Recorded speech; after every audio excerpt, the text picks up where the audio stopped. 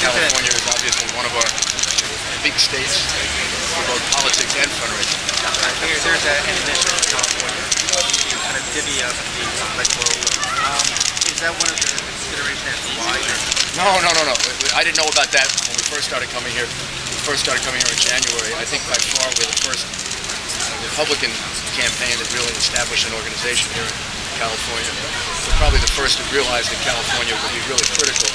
We've always thought of it as a state that was going to have a primary where you do it by congressional district, so we're kind of ready for that strategy. It's a little different. It's a little different than Florida and New York and New Jersey, which are all winner take all. But you go. I don't kind of get overly involved in the things I can't control. You get to decide how you want to have your primary. You get to decide how your electoral votes are going to be counted. Then I'm going to figure out how to get as many of them as I can. This is a state that has a lot of immigration. You may have even posed to the worker too that might not be able to document. You can tell them about what your plan will be for them and their families and their future in the U.S. Yeah, I tell them the same thing I tell everyone else. Governor Wilson endorsed me today, and Governor Wilson and I have been discussing immigration for 20 years. We've had somewhat different views in the past on certain things, but basically we're about the same place right now, which is you have to end illegal immigration. We no longer, whatever your views on this, whether you come at it from the left or the right, you no longer can have people march into this country or anywhere that's not identified. You have to be identified if you want to come into the United States. We need to know it because of the terrorist war. We need to know it because of drug dealing. We need to know it because every other civilized country, knows it. You don't get to go in another country without identifying yourself. So that's all we're really trying to do. We're not trying to hurt anybody. We're trying to help people. And the reality is, what we want to do is end illegal immigration and expand illegal immigration. I think we're capable right now of doing both. There might have been a time in which we couldn't stop illegal immigration at the border. But now we have the technology to do it. We have to know how to do it. We've done things equally as complicated or more complicated. We have the know-how for a tamper-proof ID card. We didn't have that 20 years ago, 10 years ago. So we should end illegal immigration, stop it at the border, make sure the people that come in are identified with a tamper-proof ID card. If they're good people, allow them to work, get them to pay taxes. If they want to become citizens of the United States, which is such a wonderful thing, we should let them become citizens of the United States as long as at the end of the road they write English, read English, speak English, understand the basics of American civics.